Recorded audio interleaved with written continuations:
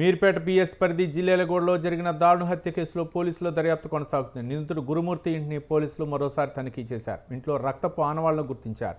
వెంట్రుకలను స్వాధీనం చేసుకున్నారు. సంబంధిత ఆధారాలను ఫోరెన్సిక్ విభాగానికి పోలీసులు అప్పగించారు. మరోవైపు గురుమూర్తిని పోలీసులు విచారిస్తున్నారు. భార్యను చంపిన తీరు, ఇతర అంశాలపై ఆరా తీస్తున్నారు.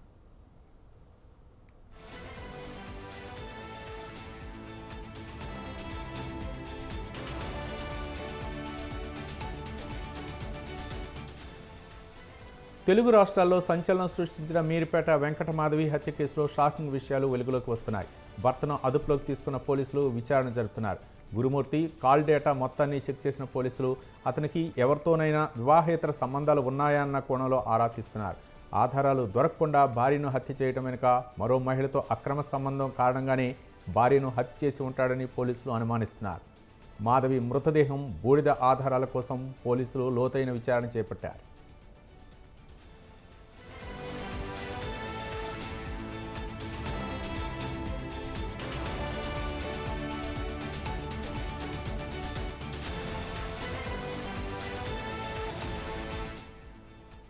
సీసీ కెమెరాల్లో రికార్డైన దృశ్యాల ఆధారంగా దర్యాప్తు చేస్తున్నారు. వెంకటమాధవి తల్లిదండ్రులు, కుటుంబ సభ్యులు తమ కూతురిని గురుమూర్తి హత్య చేశాడని అనుమానం వ్యక్తం చేస్తున్నారు.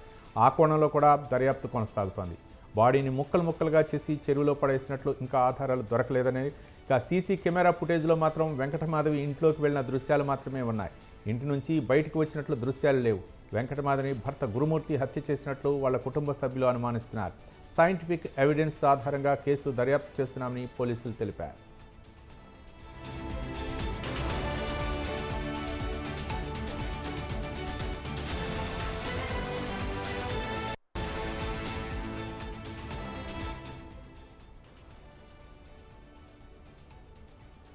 ప్రకాశం జిల్లా జేపీ చెరువుకు చెందిన విశ్రాంత ఆర్మీ జవాన్ గురుమూర్తి, వెంకటమాధవి భార్యాభర్తలు. వారికి 13 ఏళ్ల క్రితం వివాహమైంది. ఒక కుమార్తె, కుమారుడు ఉన్నారు.